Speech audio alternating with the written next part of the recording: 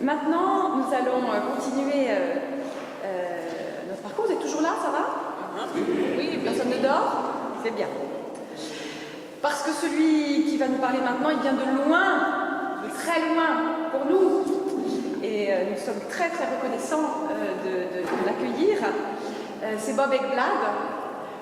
Il vient de loin, mais lui aussi, il est ici chez lui. Parce qu'il a passé une année, il y a 2 ans avec nous, dans cette paroisse, avec son épouse Gracie et 2 de leurs enfants. Une année qui a été une année bénie pour nous, peut-être pour vous aussi, mais en tout cas vraiment une année bénie. Et nous avons beaucoup reçu de son ministère. Donc Bob Ekblad, vous allez bientôt voir sa photo, puis vous le verrez en live, c'est encore mieux. Il est pasteur presbytérien. Un peu été aussi chez les luthériens, non? Il me semble. Voilà, ça c'est juste pour faire l'église protestante unie, des presbytériens, des luthériens. Il a étudié sa théologie en France, à Montpellier, et il a vécu beaucoup d'expériences marquantes, mais notamment une expérience marquante en Amérique du Sud pendant plusieurs années au Honduras. Il a eu un appel, et il a toujours, je crois, vraiment dans son cœur, un appel particulier pour les petits, pour tous les publics marginalisés, pour tous les marginaux. Avec son épouse Gracie, il a fondé l'église et le ministère Tierra Nueva au nord de Seattle. Et puis, comme il est aussi, en plus d'être pasteur, il est docteur en Ancien Testament et qu'il a beaucoup de choses à partager de son expérience, ben c'est un peu un globe-trotteur. Il sillonne le monde pour partager son expérience notamment avec les prisonniers, les gangsters, les chefs de gang, tous ces gens très peu fréquentables que nous n'avons pas du tout l'habitude de fréquenter dans nos églises, mais lui, c'est son quotidien, c'est sa paroisse. Alors voilà, je dirais encore qu'une des particularités de Bob, qui a été vraiment pour nous une richesse, pour moi une découverte, c'est que Bob promeut une théologie de la libération globale, où se côtoient une exigence bien sûr de la justice, mais aussi la prière de guérison, l'enseignement biblique, la délivrance, etc. Donc il va nous parler maintenant justement de cette mission globale, évangélisation, diaconie, prophétisme, et je le remercie d'avoir fait tous ces kilomètres pour être avec nous aujourd'hui. Alors, je veux commencer de parler en base de mon expérience. Comme Caroline avait dit, que nous avons vécu à Honduras pendant des années avant de venir à Montpellier pour faire nos études. Là-bas, nous avons établi notre ministère en base de la vision d'Ésaïe 65 qui parle du règne de Dieu sur la terre dans une façon très pratique, concrète, qui comprend aussi les exclus, les pauvres. Nous avons été très marqués par la théologie de Jean Vanier, qui avait beaucoup insisté sur l'importance de recevoir des pauvres. Et donc nous sommes allés là-bas sans savoir exactement que faire, comment répondre aux pauvres, mais quelqu'un nous a recrutés en disant que si vous voulez faire face à la pauvreté, il faut enseigner l'agriculture. Et donc nous avons dit, mais on ne sait rien de ça. Mais donc un jour après, nous sommes allés chez Don Fernando, qui était un paysan qui avait 53 ans, qui avait 3 ans de formation, d'éducation. Lui, il était expert en agriculture durable, biologique. Et donc, c'était lui notre maître. Et alors, Tierra Nueva était fondée comme ça, avec une chambre expérimentale, démonstrative, où nous avons démontré les façons de cultiver la terre dans les montagnes où la terre était vraiment beaucoup d'érosion. Et comme ça, il y avait toute une mentalité que toutes les mauvaises choses venaient de Dieu. Et les bonnes choses sont de la chance ou bien du travail, n'est-ce pas? Et donc, beaucoup de gens avaient pensé que tout le baissement de la production était la volonté de Dieu. Donc lorsque les gens avaient compris qu'on pouvait arrêter l'érosion à travers les cultiver en cours de nivel, donc petit à petit les gens avaient eu les bons résultats. Et comme ça, il y avait un espace pour parler de l'Évangile. Mais notre but au début, c'était de vraiment servir les pauvres sans former une église. Nous avons pensé qu'il y avait trop d'églises déjà, et les églises étaient très divisées, n'est-ce pas? Mais les gens eux-mêmes, ils nous ont invités de faire une étude biblique un jour, et donc comme ça, notre ministère avait compris aussi la lecture de la Bible avec les gens hors de l'église. Presque tous les études bibliques étaient sous les arbres, dans les champs, et avec la plupart des participants, pas du tout chrétiens actifs. Les catholiques, mais pas engagés. Et comme peut-être 90% des gens là-bas étaient en couple, mais sans être mariés. Donc ils étaient exclus par l'Église catholique et aussi par les évangéliques. Et donc presque tout le monde était hors de l'Église. Donc notre but était formation dans les champs, et ensuite les études bibliques étaient vraiment une découverte, même avec les chiens. Ouais. Étudier la Bible avec les chiens, c'est un autre livre. Nous avons vu que les gens avaient la tendance de penser que pour toujours l'action. Les pentecôtistes, ils ont pensé qu'il fallait parler en langue, et les baptistes, pas du tout parler en langue. Donc tous divisés par l'action. Les catholiques engagés, il faut être organisé dans les mouvements pour prendre la terre. Et les catholiques traditionnels, il faut se marier pour pouvoir prendre les sacrements. N'est-ce pas? Donc nous, notre but était d'aider les gens à découvrir la bonne nouvelle et pas l'action, pas autre chose à faire, parce qu'ils étaient déjà très occupés avec beaucoup de choses à faire. N'est-ce pas? Donc notre question était qui est Dieu et qu'est-ce que Dieu a fait pour nous selon ce texte biblique. Et comme ça, les gens ont découvert qui était Jésus, comment était Jésus. Et comme par exemple, les pécheurs, ils étaient en train de faire quoi quand Jésus est venu pour le chercher? Ils cherchaient quoi? Ils cherchaient Dieu? Non, ils cherchaient le poisson. Et on pouvait dire qu'ils cherchaient l'argent. Donc Jésus est venu pour le chercher lorsqu'il cherchait d'autres choses, n'est-ce pas? Donc ça nous montre que Dieu est en recherche de l'homme. Alors, voilà, ce système a beaucoup travaillé. Et comme ça, nous avons commencé d'abord une étude biblique dans les champs, et ensuite, il y avait à peu près une trentaine de communautés où nous avons eu les études bibliques. Et nous avons... Il y avait beaucoup de persécutions contre nous, des leaders des églises. Les catholiques avaient dit que nous volons, nous étions les voleurs des brebis. Et les pentecôtistes avaient dit que moi j'étais le bête, le 666. Et les baptistes avaient dit que pas encore né de nouveau, parce qu'on n'utilisait pas ce langage.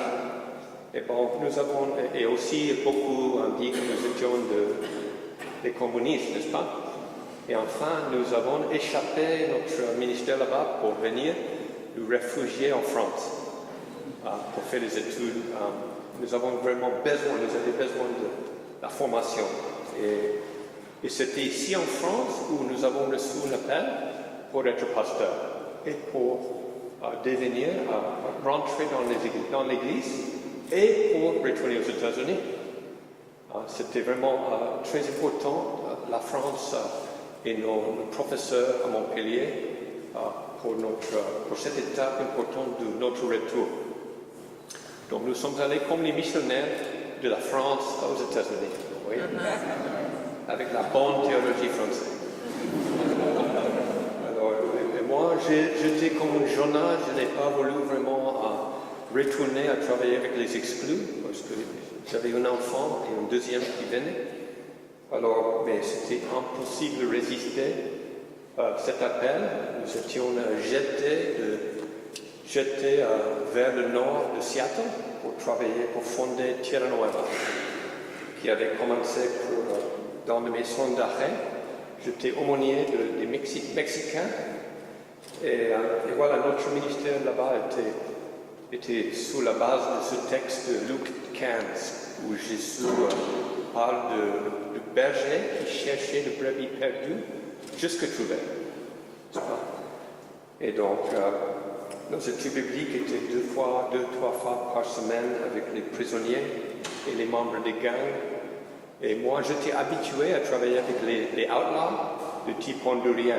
Donc, pour travailler avec les gangs, ça n'était pas trop difficile, mais c'était difficile. Il y avait des difficultés à cause de la drogue, l'habituation à la drogue qui était vraiment répandue chez nous.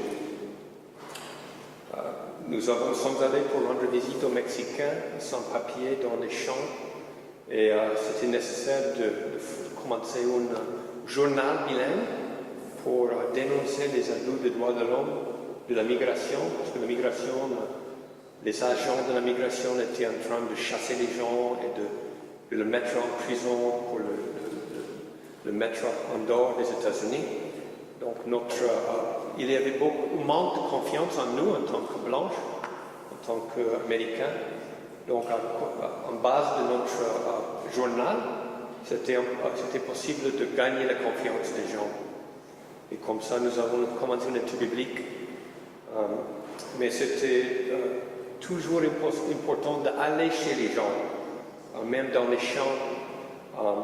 Et comme ça, en base de notre ministère, en visitant les gens dans les champs et dans les prisons, nous avons vu que les gens avaient beaucoup de besoin d'aide pour plaidoyer dans les tribunaux. Donc, comme ça, nous avons commencé un centre d'aide familiale pour recevoir les gens, les immigrés sans papier, les ex-prisonniers. Et les gens sont venus souvent avec beaucoup de problèmes, beaucoup de difficultés. Nous avons commencé un centre, le People Seminary, le séminaire du peuple, pour former les gens dans les églises, pour pouvoir aller chez les brebis perdues, chez les immigrés sans papier, les gens en difficulté. Parce que notre but n'était pas de commencer une église, c'était toujours d'aider les pasteurs, les laïcs dans notre coin, de pouvoir aller chez les gens avec plus de formation. Mais après les événements du 11 septembre, tout avait changé. Parce que les gens ciblés par nous, c'était les immigrés criminels. Et donc après après le 11 septembre, les immigrés criminels étaient visés et détestés par beaucoup de gens, n'est-ce pas? Donc c'était vraiment difficile pour nous, parce que l'argent pour notre ministère venait des églises. Et donc, au même temps, il y avait beaucoup une nouvelle drogue, methamphétamine,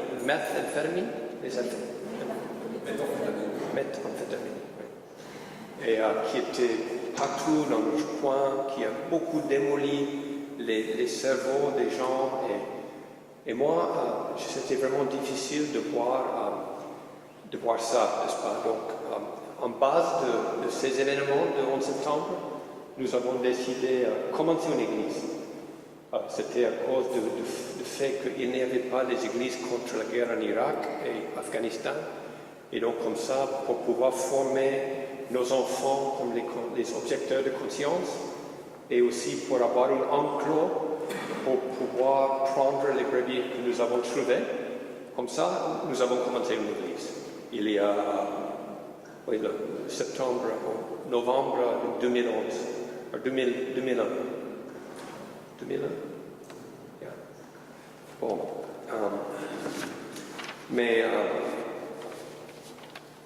Donc, Avant, c'était servir les pauvres et sensibiliser les églises, les leaders des églises. Mais ensuite, c'était avoir un emploi pour les brebis trouvées et une communauté de résistance à la guerre, n'est-ce pas? Et donc, avec le méthamphétamine, notre ministère était en crise. Et moi, j'ai passé une crise de foi à cause de dégâts que nous avons vus chez les gens. Cette drogue était très puissante et j'ai senti que mon évangile était impuissant. Mon évangile était impuissant face aux drogues et face aussi au nationalisme américain. Et je dis, mais moi, avec ma formation, avec mon expérience, ça ne suffit pas. Et je ne savais pas où aller pour me ressourcer. Et j'étais très contre tout le mouvement charismatique que chez nous était très conservateur, républicain, alors à faveur de la guerre et tout ça. Mais finalement, j'ai décidé, nous avons décidé d'aller faire un petit tour dans un mouvement charismatique. C'était là où il y avait une surprise pour nous, une expérience du Saint-Esprit très forte. Et voilà, ça a été choquant parce qu'on ne voulait rien du tout de tout ça. Mais cette expérience a commencé une période prolongée d'apprentissage, n'est-ce pas, sous les dons du Saint-Esprit, prophétisme, guérison, louange. Louange, ce n'est pas le don du Saint-Esprit, mais voilà, comment être guidé par le Saint-Esprit, et non pour notre intelligence, ou pour notre idéologie, ou pour notre expérience. Donc c'était une longue période d'apprentissage comme ça. Et voilà, c'était bien pour les gens. Les gens étaient contents parce que nous avons commencé d'expérimenter, de prier pour les malades, n'est-ce pas? Et nous avons commencé de voir les guérisons dans la prison. Les guérisons très, très, très dramatiques des gens avec le hépatite, oui, les gens avec les problèmes de foie, très graves, cirrhose, et beaucoup de problèmes de type ouvrier, n'est-ce pas? Nous avons chaque étude biblique dans la prison, nous partageons sur un texte et ensuite prions pour les malades et beaucoup de gens étaient guéris et ensuite ils ont voulu devenir chrétiens. Et ça a été un peu nouveau pour nous, nous avons un peu résisté ce type de conversion en vitesse. Mais les gens ils ont dit, mais moi je veux ce Jésus ici, maintenant. Et donc beaucoup de gens étaient convertis et la même chose a passé à Honduras. Après de cette expérience du Saint-Esprit, nous sommes retournés là-bas et Dieu était vraiment avec nous dans une façon spéciale.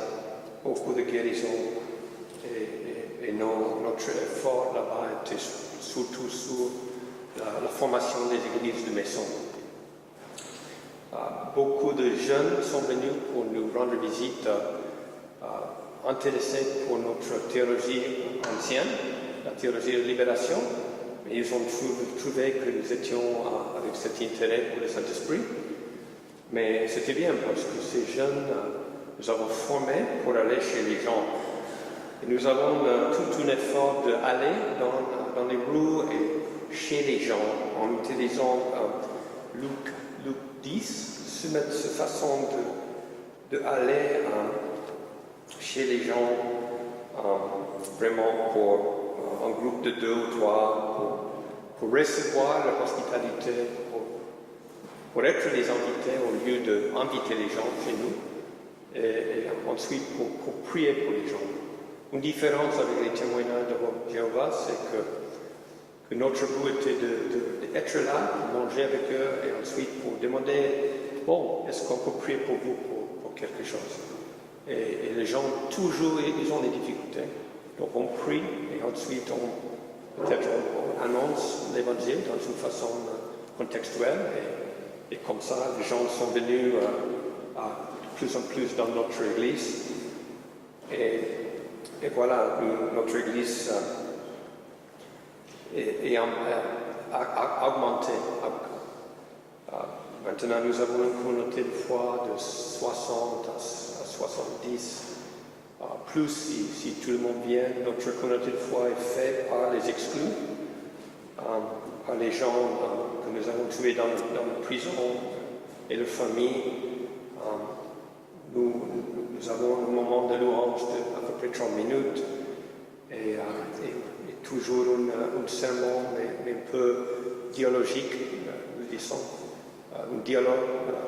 Parfois ça se fait difficile parce qu'il y a des gens avec des problèmes mentaux qui interviennent à chaque instant. Donc nous avons appris qu'il faut faire une prédication plus traditionnelle pour que les gens n'arrêtent pas notre prédication.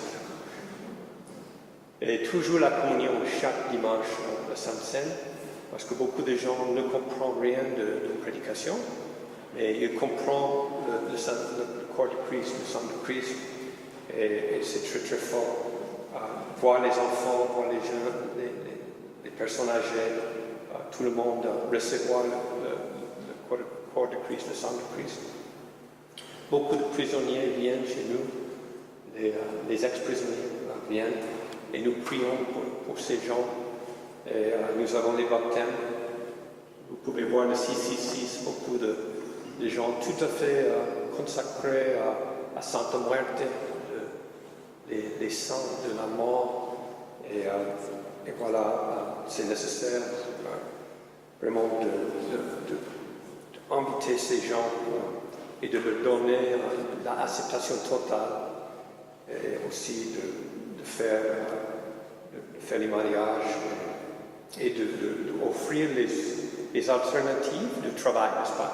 Donc nous avons une ferme pour que les gens puissent travailler. C'était une ferme très très grande, mais après nous avons vu que c'était trop de travail. Et les ex-prisonniers n'ont pas voulu vraiment travailler dans la ferme. Alors nous avons une ferme plus petite.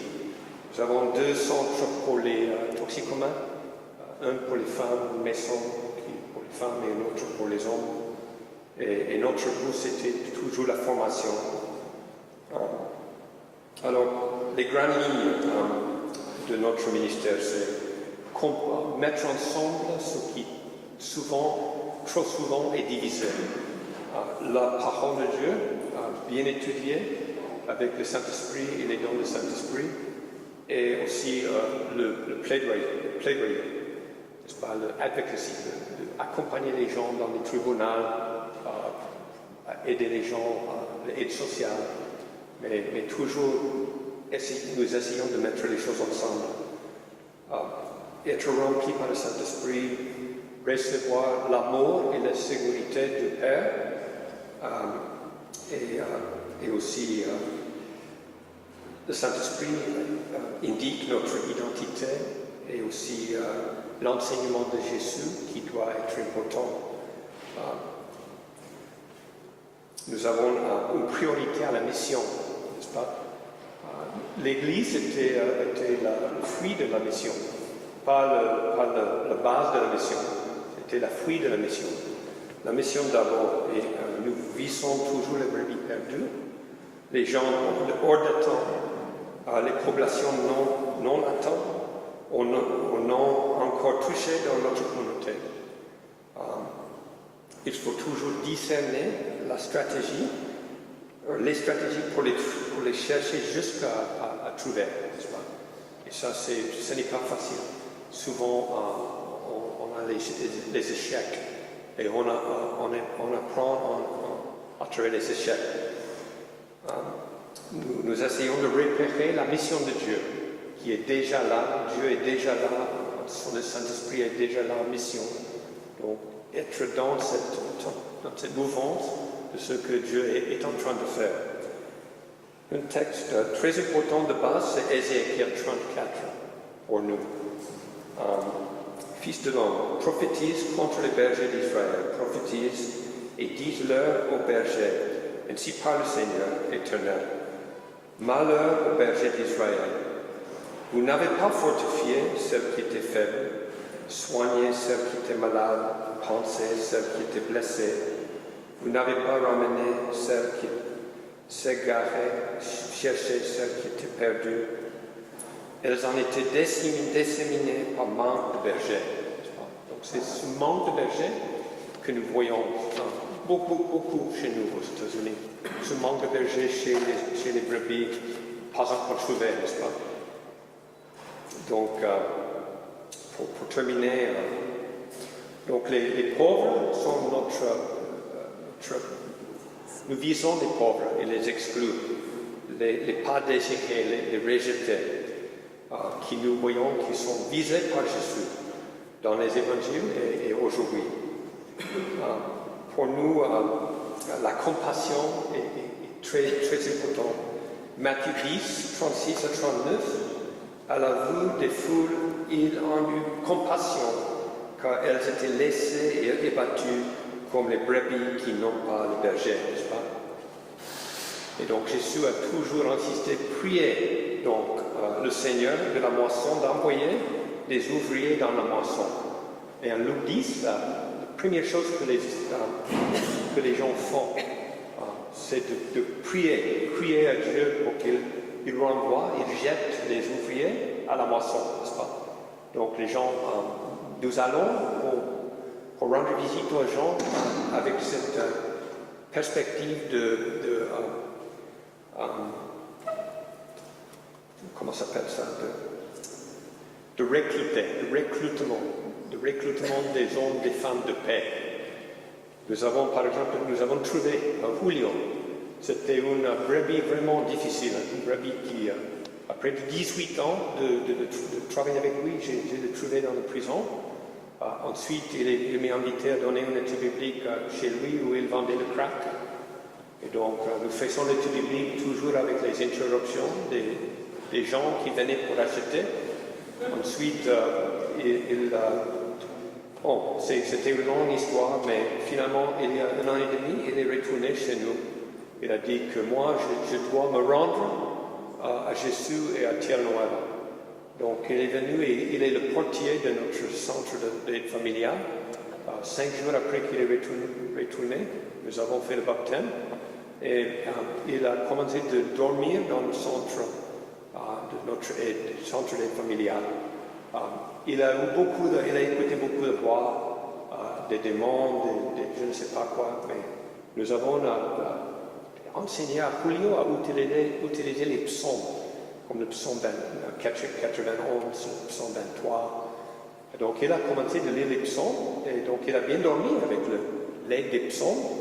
Ensuite, il a invité les gens de la rue de venir pour écouter les psaumes. Et avant-hier, il a envoyé cette photo. Il a dit qu'il y avait une douzaine qui est venu pour son lecture de psaumes. Tous les soirs à 9h, il a la lecture des psaumes. Et donc, il a presque une église propre maintenant, n'est-ce pas? Et donc, mais pour nous, le plus important, c'est la relation.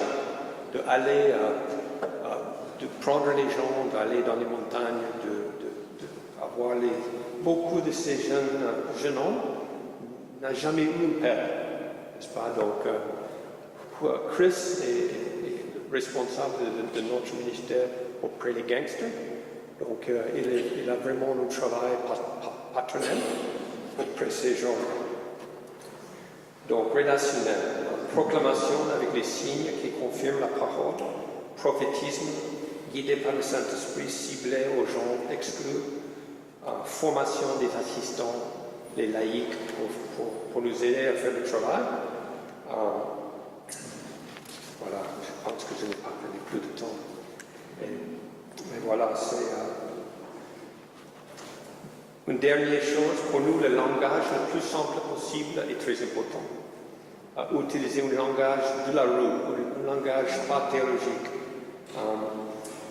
Éprouver le langage religieux aussi, n'est-ce pas? Pas des exigences superflues, une tolérance de l'imprévu, et aussi une équipe pour occuper les enfants. Et les enfants ne sont pas du tout faciles. Les enfants qui n'ont jamais eu une discipline, donc qu'il faut vraiment avoir les assistants avec beaucoup de patience.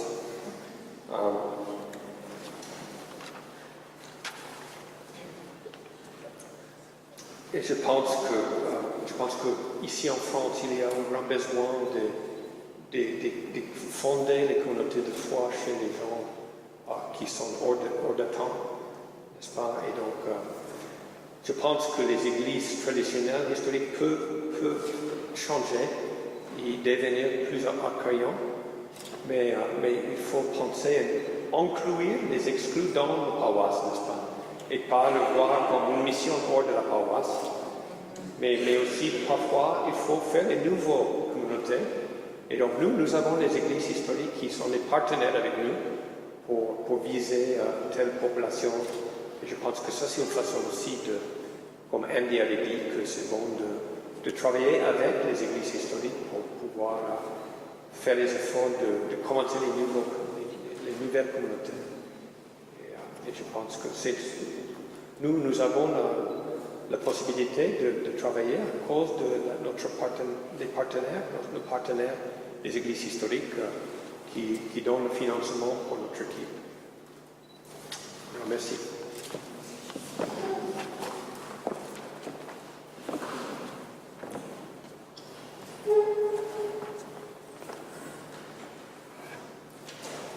Un grand merci. Je suis assez frappée en fait de la continuité des deux exposés qu'on vient d'entendre. Alors en même temps, on a l'impression d'être sur deux planètes totalement différentes. Hein.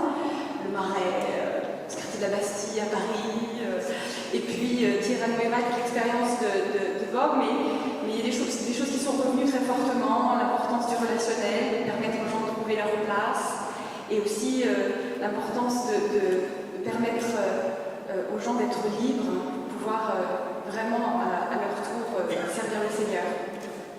Donc voilà, je voulais aussi juste dire à quel point, je l'ai dit tout à l'heure, mais à quel point la présence parmi nous de Bob et Gracie pendant 1 an a été une richesse, et notamment pour nous permettre de changer notre regard sur les exclus, et aussi pour abandonner une espèce de timidité que nous avons, une timidité bien française. Après le départ de Bob et Gracie, une activité s'est mise en place dans l'église un peu étonnante au départ pour beaucoup de gens, mais qui a continué et qui a vraiment porté des fruits. Ça s'appelle l'évangélisation du vendredi. Donc une fois par mois, le vendredi, il y a des gens qui se retrouvent ici dans l'église pour prier, pour louer le Seigneur et pour demander au Seigneur au Saint-Esprit de montrer des choses, des gens qu'il veut toucher. Et puis ensuite, par petits groupes de 3, ceux qui sont là partent dans la rue, dans le quartier, à la recherche de ces brebis perdues, avec les quelques éléments, les quelques détails, un manteau rouge, une pancarte de ceci, un réverbère, des choses reçues. Et à chaque retour, c'est très étonnant de voir ce que le Seigneur fait et comment les gens sont touchés en fait par ces gens qui viennent et qui simplement proposent de discuter, éventuellement de prier ou de bénir, juste comme ça parce qu'ils sont envoyés. On appelle ça aussi des chasses au trésor. Voilà.